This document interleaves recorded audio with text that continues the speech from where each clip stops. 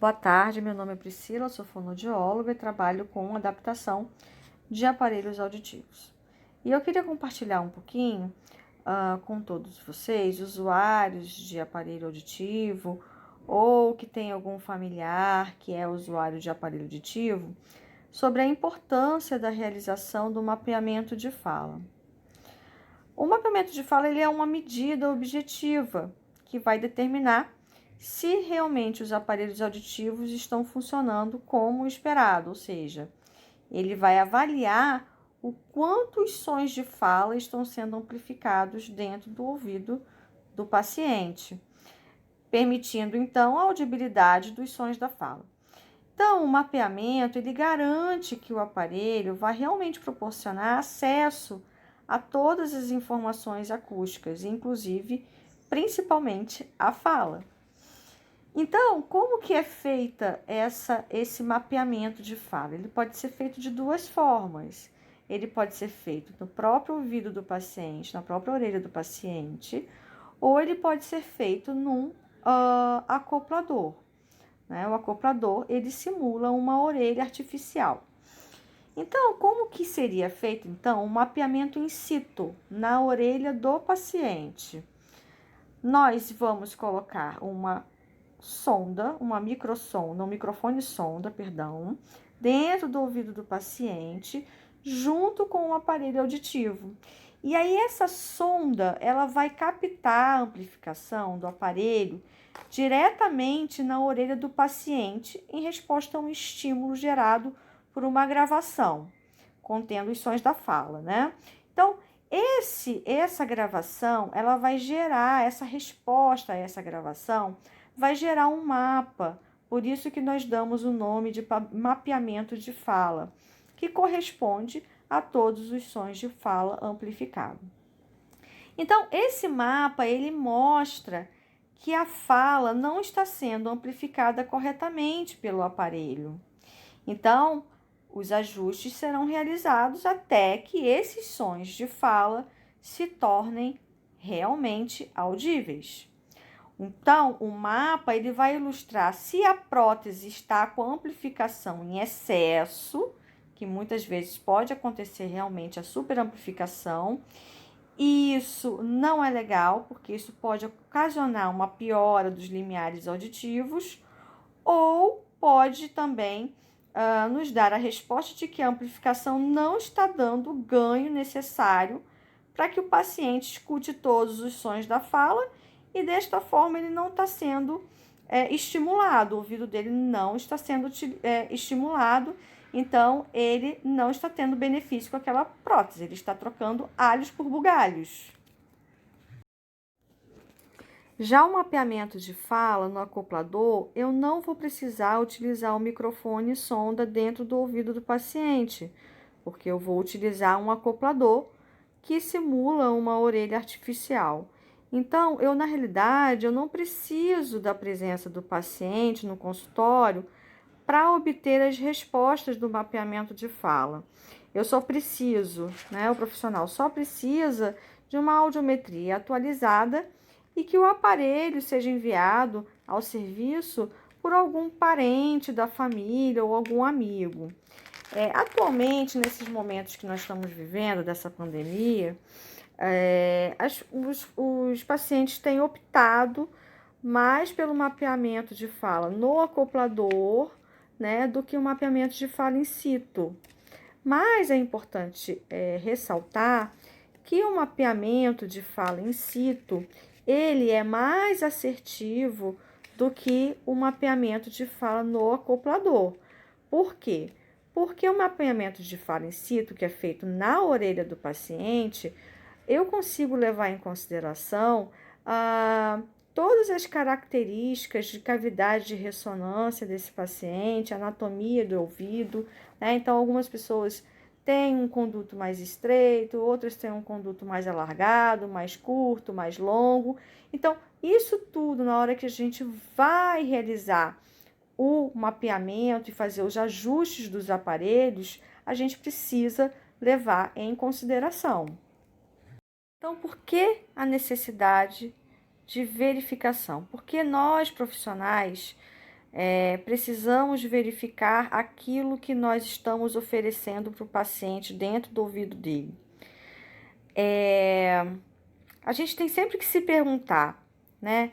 O aparelho auditivo, ele está realmente entregando a quantidade de som para aquela membrana timpânica, né? Os sons estão todos audíveis?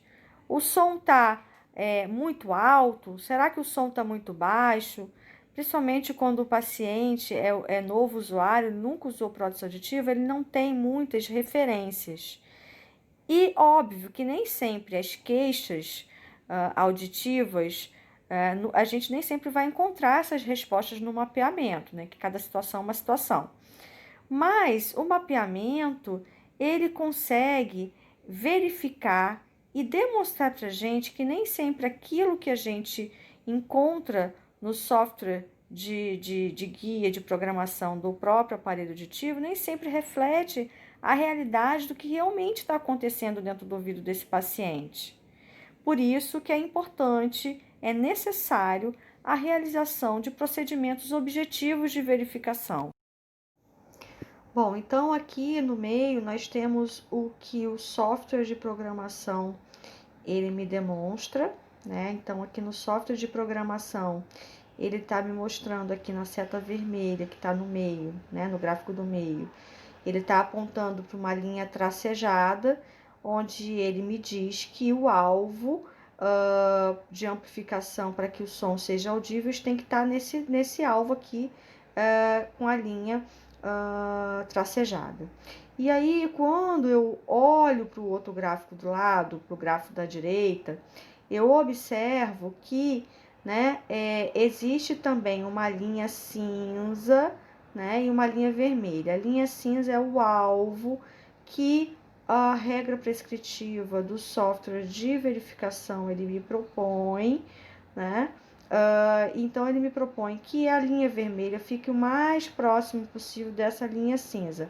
A linha vermelha são os sons de fala amplificados com o aparelho auditivo, né? Então, você está vendo ali escrito mapeamento de fala com o aparelho auditivo.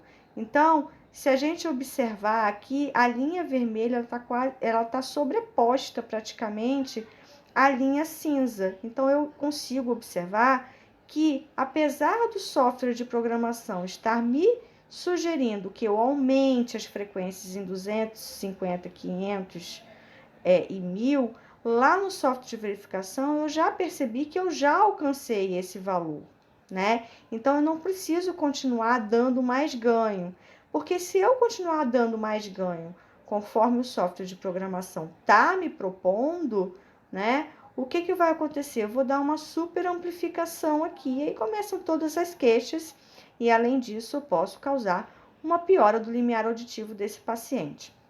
Então, essa linha cinza que está aqui no gráfico, os valores dela estão aqui na tabela embaixo, né? Em cinza também, 90, 93, 86, 85, isso daí é o alvo que a regra prescritiva me propõe para que eu coloque a amplificações dos sons da fala o mais próximo possível desse alvo. Então, se a gente observar aqui, né, em vermelho, em 250, por exemplo, tá lá 89 decibéis e 90 decibéis, que é o que ele está propondo. Em algumas frequências, a gente vai observar que existe, às vezes, diferença de 1 decibel, 2 decibéis, né, 3, mas não tem problema.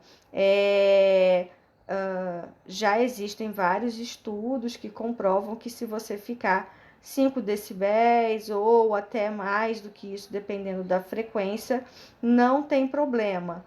Não pode ficar muito distante, 10, 11, 12, né?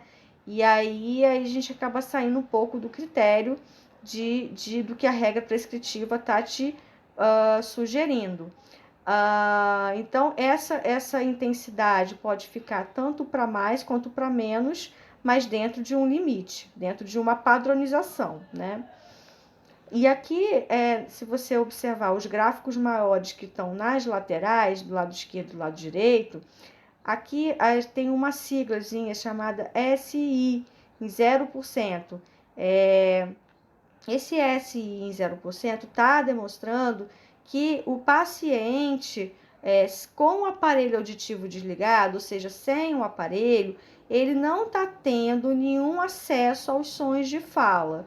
E aqui do lado direito, que tem um mapeamento de fala com o aparelho ligado, né, eu estou proporcionando para o paciente um nível de acessibilidade de sons da fala em 41%, né? O adulto nunca vai ficar com o nível de acessibilidade em 100%, porque a gente precisa lembrar que isso aqui é um dispositivo auditivo, não é